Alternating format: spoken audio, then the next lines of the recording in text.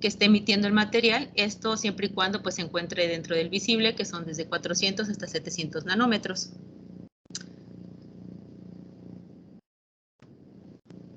Nosotros nos dedicamos a hacer nanopartículas soft conversion, las cuales su principal característica es tener una emisión mayor a la excitación dada.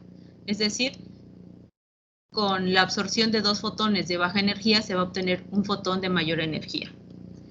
Para hacer una nanopartícula conversion se necesita de lo que es una matriz huésped y iones dopantes. Dentro de las matrices huésped más utilizadas se encuentran los sulfuros, los fluoros o los óxidos, los cuales son dopados o impurificados con iones lantánidos trivalentes. La suma de estas dos va a crear lo que es un fósforo o bien un material luminiscente. Para este trabajo se utiliza el óxido de hafnio dopada con ion de herbio e iterbio. A grandes rasgos lo que hace el material luminiscente es que se va a excitar con una fuente ya sea ultravioleta o infrarrojo y vamos a tener una emisión en una longitud de onda en el rango del espectro visible. Nosotros podemos dopar a una matriz huésped con un ion lantánido o bien con 2 o más iones lantánidos de diferente naturaleza. Para este caso, en el que se utilizan 2 o más lantánidos, estos tienden a funcionar como sensibilizadores o activadores. El sensibilizador es el ion que va a estar encargado de absorber la energía que se le está irradiando al material y transferir la energía absorbida a lo que es el activador. Y el activador va a tener el trabajo de emitir esta longitud de onda, la cual nosotros vamos a poder observar. Este efecto puede tener 2 tipos de emisiones, el stock o el anti-stock. Cuando nosotros hablamos del stock, hablamos de conversión descendente, donde tenemos que una excitación mayor nos va a dar una emisión menor, que es lo que usualmente sucede. En el anti-stock, que es la conversión ascendente, al fungir un sensibilizador dentro de la matriz huésped, la energía que le transfiere al activador hace que se pueda generar la suma de 2 fotones de baja energía y poder obtener una emisión mayor a la excitación del material. Este fenómeno lo podemos explicar un poco mejor con el diagrama de coordenada configuracional.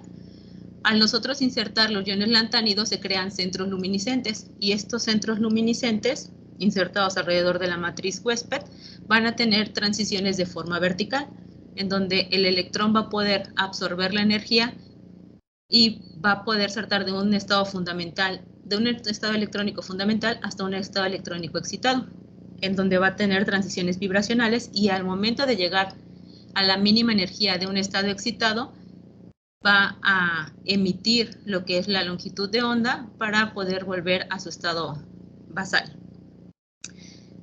A este proceso nosotros lo vamos a poder observar por medio de una emisión. En the loop conversion existen 4 mecanismos de transferencia de energía en donde se encuentra la absorción del estado fundamental, que es la primera, estando un electrón en su estado basal, absorbe la energía para llegar al nivel energético 1. El otro es la absorción del estado excitado, en donde una vez que se dio el proceso de GCA, el electrón excitado vuelva a excitarse para poder llegar desde el nivel energético 1 hasta el nivel energético 2 y poder generar la suma de 2 fotones de baja energía, teniendo una emisión de mayor energía. El ETU es la transferencia de energía por conversión ascendente, es el más característico de loop conversion, en donde tenemos ya 2 iones de diferente naturaleza, en donde el primer ion crea lo que es el salto desde su estado basal hasta el nivel energético 1 y por medio de transferencia de energía del ion sensibilizador va a poder absorber la energía que le transmite y así poder generar lo que es el salto desde el estado basal hasta un nivel energético mayor, que es el nivel energético 2, y poder generar lo que es la emisión.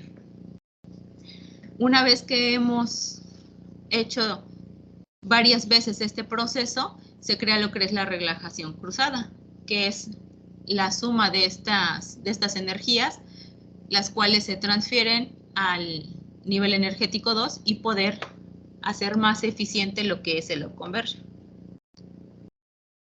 Y bueno, este tipo de nanopartículas se han probado para aplicaciones médicas. Las principales ventajas que tienen de utilizar estas nanopartículas pues es que tienen una buena capacidad de penetración celular, una alta estabilidad para la modificación de la superficie, han presentado baja toxicidad, tienen una mayor relación señal-ruido. Esto va a dar una mejora en los niveles de detección y pues el uso de excitación con baja energía en el infrarrojo. Se han reportado aplicaciones en imágenes ópticas, tanto in vitro como en vivo, en estrategias terapéuticas, en terapia fotodinámica, terapia fototérmica, entrega de genes guiada por imágenes y entrega de objetivos guiada por imágenes, y en bioensayos, los cuales se han reportado ensayos basados en ácidos nucleicos y basados en proteínas. Nosotros estamos enfocados a lo que son los biomarcadores. Un biomarcador son moléculas biológicas que se van a encontrar dentro de los fluidos o tejidos, los cuales nos van a indicar cuando un proceso es normal o es anormal en el organismo. Esto para detección de enfermedades como el cáncer. El cáncer se define como la presencia de células enfermas o células tumorales, como usualmente se les conoce, en donde al haber una sobreexposición de estos biomarcadores, se puede generar una detección. Entonces, los biomarcadores se utilizan principalmente para detección temprana y para diagnóstico o bien terapia. Existen diferentes nanomateriales que ya han sido probados, como son las nanopartículas de plata, las nanopartículas de oro, los puntos cuánticos, los nanomateriales magnéticos, los nanotubos de carbono, los fullerenos, o las nanopartículas de TiO2 y las nanopartículas upconversion. Esta basada en una serie de ligandos, los cuales puedan hacer que se pueda interactuar con la célula cancerosa. Actualmente hay diferentes formas de detectar este tipo de enfermedades, como las pruebas analíticas, el diagnóstico por imagen, las biopsias, los marcadores tumorales o bien los biomarcadores, para poder generar desde bioimágenes hasta poder hacer un conteo de la enfermedad, poder pronosticar en qué etapa se encuentra y de hecho hasta comparar con un tratamiento y ver si este es viable o no. Ya está reportado este tipo de nanomateriales para ensayos en nanoteranósticos, los cuales son aquellos nanomateriales que sirvan tanto para detección como para terapia, y no solamente del cáncer, sino de otros tipos de enfermedades, como son las enfermedades neurodegenerativas, las infecciones bacterianas, enfermedades cardiovasculares, enfermedades autoinmunes. Entre los nanomateriales que más destacan son las nanopartículas metálicas, los puntos cuánticos y las nanopartículas upconversion, utilizando técnicas como la fluorescencia, la colorimetría, el efecto CERS, entre otros. Y pues bueno, en este artículo se reportan ventajas que ya se las había comentado antes: la luminiscencia anti-stock, la inhibición de autofluorescencia, la penetración profunda de tejidos, la alta estabilidad química, la fluorescencia. Sin embargo, pues todavía tiene desventajas en rendimiento cuántico restringido, es decir, tenemos que aumentar la eficiencia de este tipo de emisiones en las nanopartículas.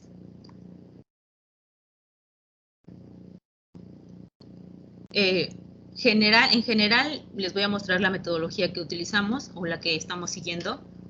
Lo que hacemos es la creación de las nanopartículas upconversion utilizando lo que es el óxido de hafnio dopado con herbio y terbio. Posteriormente, con TEOS se realiza un recubrimiento de óxido de silicio para generar una nanopartícula biocompatible, y por medio de APTES se busca hacer una funcionalización con grupos aminos y posteriormente con ácido fólico, que sería el ion receptor con el que se va a interactuar en la célula cancerosa. Nosotros vamos a excitar el material con una longitud de 980 nanómetros y vamos a obtener una emisión en longitudes de onda del espectro visible.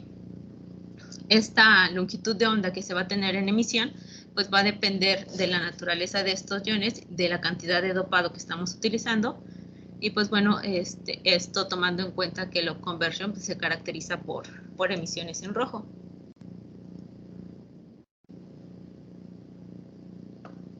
Para la creación de estas nanopartículas nosotros hacemos la primera parte, que es la creación de ellas por medio de síntesis hidrotermal, en donde hacemos hacemos reaccionar una solución de cloruro de hafnio, modificamos con hidróxido de sodio el pH y agregamos los iones dopantes. La ponemos en un autoclave y esta la llevamos a determinadas condiciones para obtener lo que es las nanopartículas. Este es un espectro de emisión de las nanopartículas que ya llevamos a cabo aquí en el centro. Una vez que tenemos estas nanopartículas, por método de Stover, hacemos el recubrimiento con óxido de silicio para generar lo que son las nanopartículas biocompatibles. Esto lo hacemos por medio de una agitación de 8 horas y posteriormente un tratamiento térmico de 600 grados a 3 horas. ¿Cuáles son los retos que hemos enfrentado en este proyecto? Bueno, una de los principales puntos de utilizar las nanopartículas upconversion es que al momento de generar este recubrimiento se ha reportado que baja la eficiencia de la emisión. Entonces, una de las cosas es que se tenga una buena emisión desde el inicio para que con el recubrimiento, si se llega a ver afectación, pues sea la mínima, que no se apague lo que es el efecto, la luminiscencia. Hemos hecho pruebas en donde hacemos dilución de las nanopartículas en agua inyectable para observar hasta qué porcentaje de disolución se pierde el efecto o ver que estas sean estables en solución en agua inyectable. Estas son unas imágenes, unas fotografías de lo que se ha visto aquí.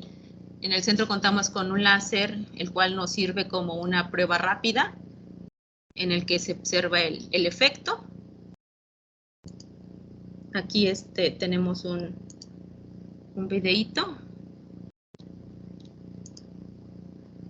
En este se puede observar cómo es que se ve el láser en la muestra. Ahí pareciera que se está viendo en la mesa, pero sí se ve la diferencia entre la mesa y las nanopartículas, cómo es que sí aumenta la emisión.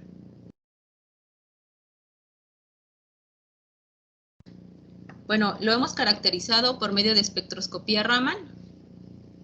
Este es un espectro en donde podemos observar los modos de vibración del óxido de hafnio. Este óxido de hafnio está en fase monoclínica y al momento de agregar los iones dopantes, la fase monoclínica se modifica. En este zoom, en este rango, podemos observar cómo es que se presentan todavía algunos modos de la fase monoclínica, pero ya tienen otros modos de vibración. Estos se atribuyen a la inserción de los iones dopantes. Lo que hicimos fue tomar en cuenta el enlace característico de la fase monoclínica de hafnio-oxígeno y observar el comportamiento al momento de agregar los iones dopantes. Observamos que existía un pequeño corrimiento de este modo. Esto lo observamos tanto por el ancho, el FWHM, como la intensidad del Raman. Existen reportes en qué rango es en el que se observan las emisiones de los iones lantánidos, los modos activados, por los iones lantánidos. Nuestra principal caracterización fue luminiscencia upconversion, en donde lo primero que se hizo fue fijar la cantidad de dopado del iterbio y modificar las cantidades de erbio en 0, 1, 3, 5, 7, 9 y 15% para observar cuál era el que tenía una mayor intensidad de luminiscencia y hasta qué porcentaje ya aparecía el wedge. Entonces, observamos que al 3% era donde se tenía una mayor efectividad. Lo que hicimos posteriormente fue fijar ese 3% de erbio y modificar la cantidad de iterbio para aumentar la eficiencia.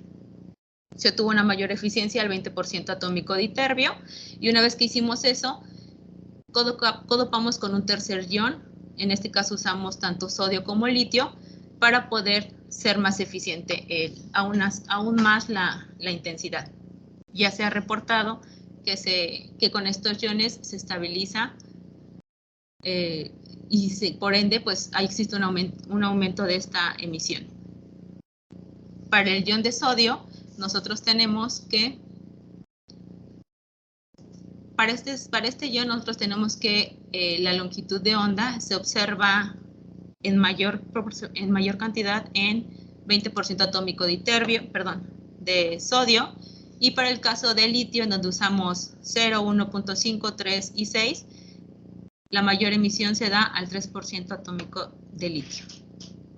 Hicimos una comparación de las muestras que se tenían más intensas, que fue la de 3% de herbio y 7% de iterbio, 3% de herbio y 20% de iterbio, y 3% de herbio y 7% de iterbio, 3 de litio, y por último 3 de herbio, 7 de iterbio y 20 de sodio. Observamos que se tiene una mayor emisión en 3%, en 3% de herbio y 20% de iterbio, y la de 3% de herbio, 7% de iterbio y 20% de sodio. En este diagrama de cromaticidad se puede observar que se ve un poquito más claro cómo es que se fue aumentando la emisión luminiscente desde que se hizo el primer codopado con 3 de herbio y 7 de iterbio, a cuando se fue añadiendo mayor cantidad de iterbio y se agregaron los iones, tanto sodio como el de litio. Y podemos observar que la mejor eficiencia se dio al 3% de herbio y 20% atómico de iterbio. La longitud de excitación que se utilizó en todas estas fue, como se mencionó al inicio, 980 nanómetros. Una cosa que es muy importante es la morfología de las nanopartículas. Aquí lo que se hizo fue la comparación de la morfología con 3% atómico de herbio y 20% atómico de iterbio, y la de 3% de herbio, 7 de iterbio y 20 de sodio, que fueron las que mostraron una mayor eficiencia. Observamos que al agregar el sodio se genera una mayor aglomeración, y pues esto no nos ayuda, ya que las nanopartículas iban a ser recubiertas. Entonces, entre menos aglomeradas estén, pues es mejor. Otra técnica que utilizamos para caracterizarlas fue difracción de rayos X, en donde se observó que se empieza en una fase monoclínica con el óxido de hafnio, y una vez agregando los iones de herbio e iterbio, hay un cambio de fase, ya que se observa el plano cristalino referente a la fase cúbica. Esta se mantuvo estable aun cuando agregamos lo que es el ion de sodio.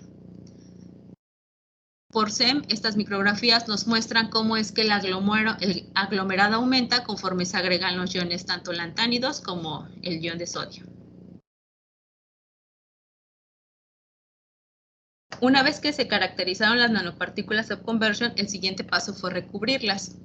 Esta es una micrografía de la nanopartícula sin recubrir, y posteriormente, por medio de agregado de teos, lo que se hizo fue generar una capa de óxido de silicio. La primera caracterización que se hizo fue por SEM, en donde pudimos observar que conforme se aumenta el agregado de teos, hay un aumento en el tamaño de la nanopartícula, lo cual se debe o se atribuye a el grosor del recubrimiento del óxido de silicio. Hubo un aumento desde 12, 20, 36, 45 y 73 nanómetros de espesor. Esta fue como que la primera caracterización que se hizo para ahora sí llevarlas a TEM y observar que sí estuviera lo que es el recubrimiento. Aquí ya podemos observar lo que es la nanopartícula y el recubrimiento, que ya nos genera una nanopartícula con core shell, en donde ya se ve el shell aquí del óxido de silicio. Observamos que existe una aglomeración, pero la aglomeración ya es menor, y esto ya ha sido reportado en la literatura. También se lleva a cabo un EDS, en donde se pueden observar tanto el hafnio, el oxígeno, los iones lantánidos y el óxido de silicio alrededor de toda la nanopartícula, que está completamente recubierta. También se hizo una prueba a 0.04 mililitros de teos, en donde se observa lo mismo. En todas se observa lo que es el core shell. Y bueno, después de eso, en la etapa en la que nos encontramos es en la bioconjugación, en donde nosotros ya tenemos la nanopartícula conversion, ya hicimos lo que es el recubrimiento con óxido de silicio para generar una nanopartícula biocompatible, y estamos trabajando en lo que son los enlaces de los grupos aminos y el ácido fólico, que ya van a ser los enlazadores que van a interactuar con los receptores folatos de las células cancerosas. Los receptores folatos se sobreexpresan en muchas células cancerosas humanas, entre las que se encuentran las de ovario, las glándulas mamarias, de pulmón, riñón, cerebro, colon, próstata, nariz y garganta.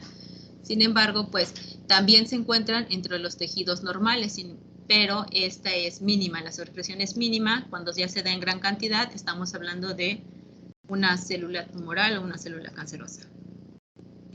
Existen diferentes estudios, o sea, lo primero que se busca es estudiar la citotoxicidad de la nanopartícula, ver qué tan tóxica es con las células. Entonces, existen diferentes ensayos de viabilidad celular, entre los que se encuentran pues los colorimétricos o ya los que son más especializados, como el MTT, el cual mide la actividad metabólica de las células. Nosotros hicimos un ensayo preliminar, el cual se basó en una muestra de sangre periférica. Lo que se hizo con esta muestra fue separarla para obtener lo que es la parte del plasma, los glóbulos blancos y los glóbulos rojos. Se trabajaron con los glóbulos blancos, en donde a esta muestra se le añadió cierta cantidad de nanopartículas of conversion desde 0.05 microgramos y se fue aumentando la cantidad de 0.10, 0.20, 0.40 y 0.80 microgramos para observar la toxicidad en las células. La medición se hizo por medio del Foil Cell Imaging Station, en donde este microscopio nos da primero por medio de luz blanca lo que son las células, y posteriormente, utilizando yoduro de piridio, las células muertas se tiñen en color rojo. Entonces, así nosotros pudimos hacer un conteo de cuántas células estaban muertas en esta micrografía. Este estudio se hizo a 4 horas y a 24 horas. Se hizo una reproducibilidad de 3 veces para observar que se tenga una reproducibilidad. Estos son algunos resultados preliminares en donde nosotros podemos observar cómo es que están todas las células, y las teñidas en rojo fueron las células que se encontraron muertas en la muestra. Desde 0.1 microgramos, 0.2, 0.4, 0.8, 0.05, y se hizo una prueba cuando las nanopartículas están recubiertas para poder hacer una comparación. Hasta ahora se tiene una buena viabilidad celular, sin embargo, pues esto es preliminar.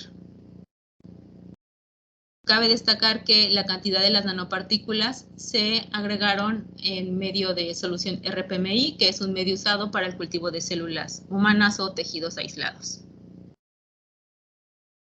Y pues bueno, este es mi equipo de trabajo, el Laboratorio de Síntesis de Nanomateriales de la doctora Adriana Báez Rodríguez, en el Centro de Investigación en Micro y Nanotecnología de la Universidad Veracruzana, y pues agradezco mucho la invitación. Agradezco al CONACYT, agradezco a mi centro, agradezco a mi universidad, también agradezco al Instituto de Investigaciones en Materiales, que nos ha ayudado en parte de la caracterización, en estancias, en conocimientos, al CIMBESTAB, y a Cicata Legaria, que seguimos colaborando. Muchas gracias por su presentación, un tema muy interesante, doctora Marlene. Y a continuación vamos a dar un espacio para que todos los que tengan alguna duda, alguna pregunta, este es el momento. Por favor, levanten su mano de forma digital aquí en la plataforma para que puedan externarle cualquier pregunta a la doctora.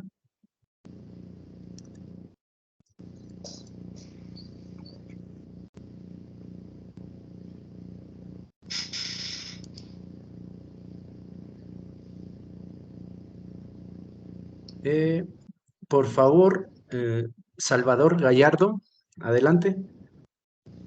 Sí, muchas gracias. Muchas gracias, muy interesante charla. Gracias. Entonces, tengo entendido que desde el punto de vista ya de utilizar clínicamente esto, el desarrollo, lo que se buscaría es que las nanopartículas vayan dirigidas hacia el sitio tumoral, pero dentro de la persona, ¿no? Y después tomar la luminiscencia producida por estas nanopartículas atadas al tumor. Así es, sí, a grandes rasgos, sí, es exactamente eso. Nosotros lo estamos enfocando a lo que son imágenes in vivo, las cuales serían un tejido, un tipo de biopsia. Ya si se quisieran hacer como que para in vivo, para que ya sean dirigidos a un microorganismo vivo, pues ya tendríamos que aplicar otro tipo de recubrimientos o no sé, por ejemplo, magnéticos para poder dirigir a un lugar específico este tipo de nanopartículas y más que dirigirlas, porque se supone que los ligandos ya estarían para dirigirse a células cancerosas, el poder sacarlos, pero en teoría se podría usar hasta para aplicaciones de terapia, como la terapia fototérmica, que por medio del calor generado, poder a lo mejor reducir el tamaño, pero nosotros solamente estamos llegando sí, enlazar con lo que son las células cancerosas, de forma in vitro. Disculpa, ¿y tuvieron, por curiosidad, alguna micrografía de la célula en donde vean si son fagocitadas las nanopartículas o solo se quedan en la membrana? Ok, de hecho ese es una de los objetivos de empezar a hacer ensayos preliminares, ver exactamente qué es lo que pasa con la nanopartícula, si entra, si penetra o si solamente se queda en la membrana. Hasta ahorita lo primero que tenemos es que las mata. Ya como que sería meternos más profundo, las mata, de qué forma, ¿no? Y la mata la atraviesa o se queda en su superficie. Hasta ahí no hemos llegado todavía. Gracias. Bueno, no sé si el moderador me permite una pregunta más. Claro, adelante. Gracias. Oye, y este esquema de detección en el interior del organismo, ¿presenta alguna ventaja respecto a la detección en plasma? Porque ya ves que ahorita vamos al laboratorio, nos extraen sangre y sobre la sangre es que ellos hacen sus pruebas de detección, ¿no? Uh-huh. Entonces, ¿habría una ventaja de este tipo de procedimiento respecto a la detección en plasma o no? Pues yo creo que eso lo tendríamos que ver más por el tipo de células, ¿no? Por ejemplo, cuando hablamos de quimioterapias que son las que atacan a las células de reproducción rápida, entonces tal vez habría que ver qué tipo de células son las que se busca atacar para así poder determinar con qué tipo de células vamos a trabajar. Que por lo regular este tipo de ensayos las hacen con plasma, que es donde se tiene las células que están dedicadas a la defensa del metabolismo, ¿no?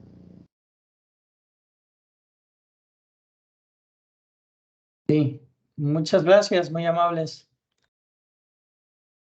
Gracias a ti. Gracias, Salvador Gallardo. Aprovecho para una pregunta igual que yo tengo. Bueno, tienes una partícula, upconversion, la funcionalizas, la vuelves atractiva y se adhiere, ¿verdad? A una célula cancerosa. Entonces tú le haces incidir, y perdóname, a ver si no digo una barbaridad, pero según yo entendí, le haces incidir una radiación, le excitas y emite, ¿no? Y con base en esa emisión, bueno, tú ya haces el análisis propio, ¿verdad? De la célula cancerosa. Mi pregunta va enfocada a si tienes algún estudio, digamos, para un análisis en vivo de la penetración que tiene en el tejido. No tengo. Sería interesante qué penetración. Se reporta que se tiene una penetración profunda y pues el trabajar con el infrarrojo pues nos permite la famosa ventana biológica, ¿no? Donde se tiene una penetración alta. No tengo como un estudio como tal. Al estar enfocados en in vitro, creo que sería ir más a fondo. Ok. Sí, porque, bueno, a lo mejor ese podría ser un limitante, ¿no? Para órganos internos. Bueno, pues, como dices, mejor una biopsia y analizarlos por afuera, ¿no? Pero sí está muy interesante. Y también otra pregunta, ¿por qué te inclinaste por el óxido de hafnio? Ok. Bueno, pues es un cerámico que al tener un band gap amplio, pues va a permitir una absorción de luz mayor, que es una buena matriz para instalar este tipo de iones como son el herbio y el iterbio. Ok, por su transparencia, ¿no? Óptica.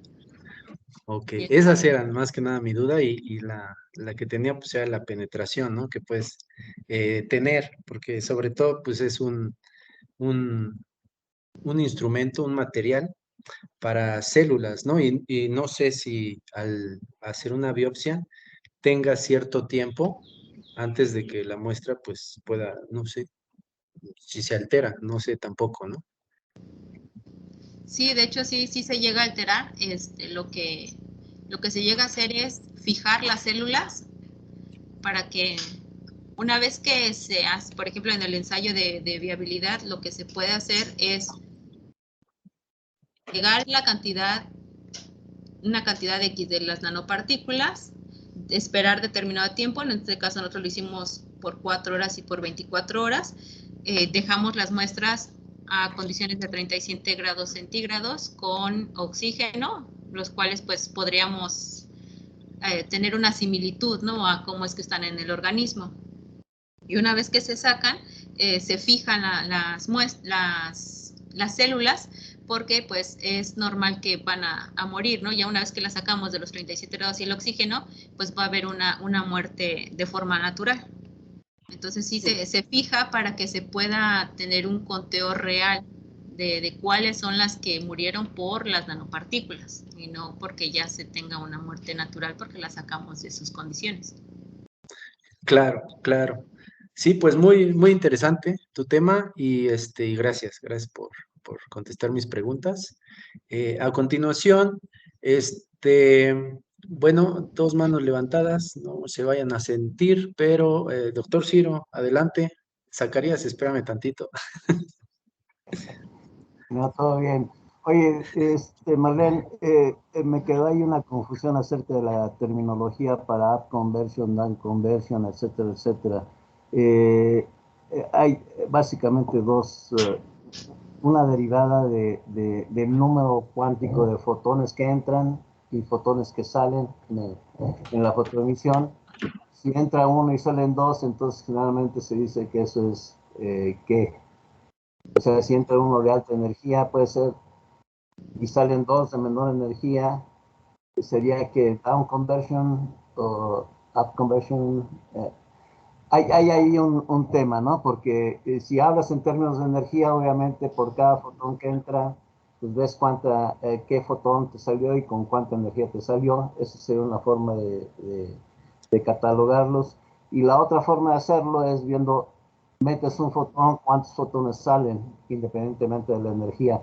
Yo creo que ahí habría que más o menos estandarizar, por así decirlo, la forma de la terminología usada, más o menos siguiendo lo que es común o al menos definiéndola en términos de lo que se encuentra en la literatura.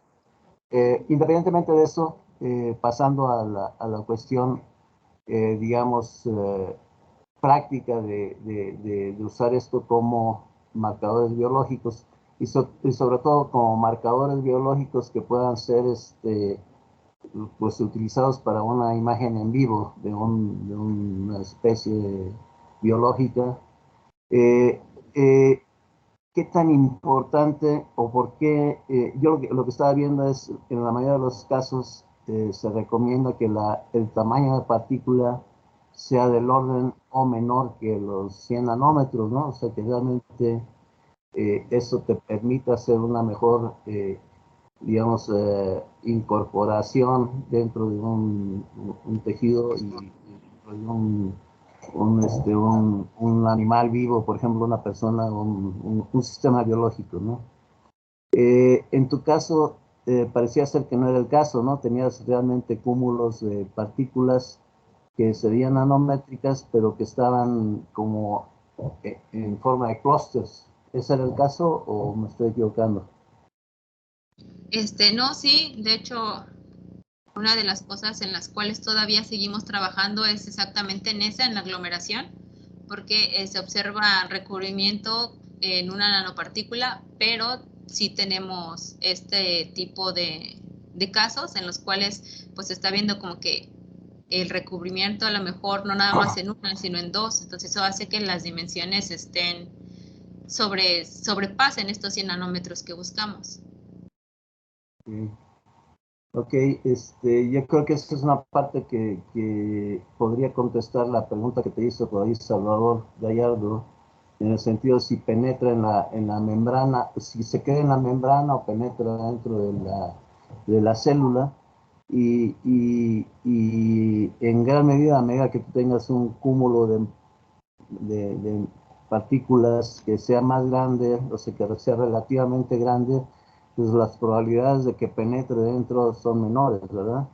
O sea, que sea absorbida por la célula en realidad, ¿no? Ajá. Yo creo que hay varios aspectos que obviamente ustedes tomaron lo que tienen y de ahí hicieron todo el proceso. Eso es muy interesante porque luego, por otro lado, uno siempre se queda en la teoría, ¿no? Y dice, bueno, esto puede servir para esto, para lo otro.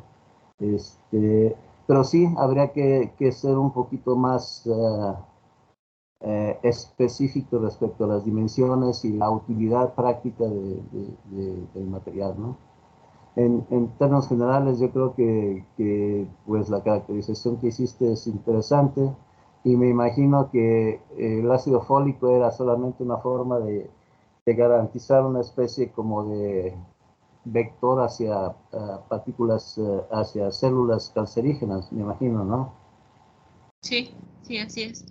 Porque todavía, generalmente, cuando tú estás hablando de un sistema biológico, viene todo un tema con la parte esta de reacciones de anticuerpos, ¿no? O sea, el cuerpo se defiende y muchas veces ni siquiera permite que llegue hasta donde debe de llegar, ¿no? Yo creo que hay una serie de cosas interesantes que desde el punto de vista de la aplicación misma para sistemas biológicos, pues es todavía un tema que habrá que desarrollar con mucho más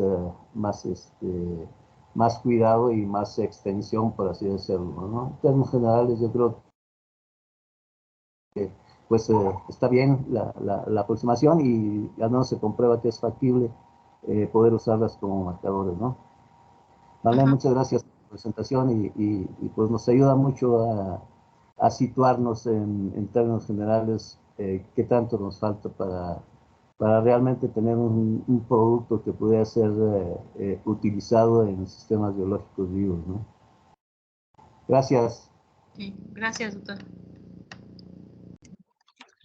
Gracias, doctor Ciro, por su pregunta. Zacarías, adelante. Hola, buenas tardes. Muchas gracias por la presentación. Muy interesante. Bueno, el conjunto de preguntas que se han hecho hasta el momento se me han, varias de ellas formaban parte de los temas que quería comentar. Ya nada más me quedaron un par de cuestiones. de los procesos que involucran estas emisiones de luz, ¿cuáles son las eficiencias que se pueden alcanzar? Veo que hay unos que involucran pues varios procesos, se cuelgan de vibraciones de la red, tienen que involucrar al activador, luego al átomo que va finalmente a acabar haciendo la emisión. ¿En cuánto andan la eficiencia de estos procesos ópticos? ¿Para este sistema?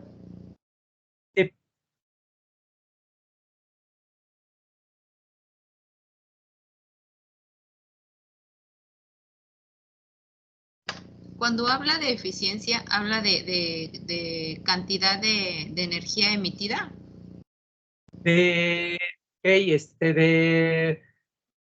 Vamos, ¿no?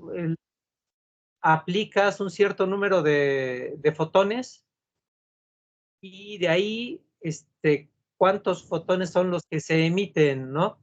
Esto es, para darme una idea, a lo mejor piensas tú estimular con un láser o a lo mejor estimular con una lámpara y a partir de ahí, pues, ¿qué tanto va a tener como resultado una emisión de luz para que tenga la interacción biológica que buscas, ¿no? ¿Cuáles son los procesos más eficientes del conjunto de procesos ópticos que mencionas, que pudiera ser más eficiente para tu proceso? Y ya en el sistema que pusiste, ¿por dónde andarán las eficiencias? Ok, bueno, pues lo más eficiente, creo que no sé si estoy entendiendo bien la pregunta, pero es referente a los tipos de mecanismos, ¿no? ¿En dónde es que tenemos una mayor eficiencia? Sí, ¿en dónde tienes más eficiencia? ¿En dónde se compromete más? Bueno, la eficiencia nosotros la aumentamos al agregar el ion, ¿no? Al interactuar lo que es el sensibilizador con el activador. Es donde nosotros vamos a garantizar una mayor eficiencia. Ahora, dependiendo de, una vez que ya ocurrieron un cierto número de procesos de transferencia de energía por conversión ascendente, pues vamos a poder llegar a lo que es la relajación cruzada y vamos a obtener una eficiencia aún mayor. Un estudio como tal de cuántos fotones son los que se están absorbiendo y pues por ende cuántos fotones son los que se están emitiendo, que creo que es algo que va relacionado con lo que me preguntaba o lo que me comentaba el doctor Ciro, no lo hemos hecho como tal, cuántos son los que se absorben y por ende cuántos son los que se emiten, y pues ver si la energía que se está emitiendo aún así se está alcanzando la conversión con 2 emisiones o no, o cuándo es cuál. Ese estudio no lo hemos realizado. Bueno, no, pues sí es un asunto ahí interesante. Y una de las dudas que también tenía era con respecto al elemento de matriz, ¿no? Bueno, que se elige el óxido de hafnio. Bueno, veo que ahí en el grupo han trabajado diferentes matrices para tierras raras. ¿Cuál fue el criterio para elegir el óxido de hafnio? Por encima de los otros que tienen por ahí. Bueno, si pudieras perdón. Y si pudieras comentar cuáles son las ventajas con respecto a los otros que han manejado su grupo. Ok, bueno, yo elegí el óxido de hafnio porque ya existen reportes. De hecho, hay artículos que reportan el óxido de hafnio tal cual, sin dopar, para administración de fármacos. También está reportado como un buen nanomaterial para la nanodiagnóstica, es decir, que puede funcionar tanto como para detección como para tratamiento. Entonces, yo creo que el que ya exista un reporte previo, que ya existe algo en la literatura, fue de las cosas que más me llevaron a sentar las bases de decir el óxido de hafnio dopado, pues puede ser un buen material, ya que el óxido de hafnio como tal solo ya es un buen material para este tipo de aplicaciones. aquí en el grupo de trabajo se trabaja con lo que es hasta ahorita el óxido de hafnio y el óxido de zinc. El óxido de zinc va más enfocado a degradación de contaminantes atmosféricos o también para detección de metales pesados. Se trabajó con el óxido de hierro, pero en este no entraron materiales luminiscentes, no entraron ninguna interacción con iones lantánidos. Bueno, muchas gracias. Está muy interesante el trabajo y pues estamos atentos a ver cómo sigue creciendo su investigación. Gracias otra vez. Buena plática. Gracias. Muchas gracias, Zach, por tu aportación. ¿Alguien más que tenga preguntas? Levante la mano, por favor. ¿Algún comentario? Bueno, pues parece que no hay más preguntas. Y si no hay más preguntas, no me queda más que agradecer a la doctora Marlene por su presentación, por aportarnos parte de su trabajo y de su investigación, desde luego muy completa, muy amplia y con mucho por exprimir, ¿no? Como cualquier otro trabajo. Felicidades por su trabajo y formalmente concluyo con el seminario del día de hoy, deseándoles feliz día. Gracias a todos por acompañarnos y desde luego, de nuevo le agradezco, doctora Marlene. Muchas gracias a ustedes. Gracias, Marlene. Gracias a todos. Chao. Gracias. Chao, que pasen buen día. Buen día a todos.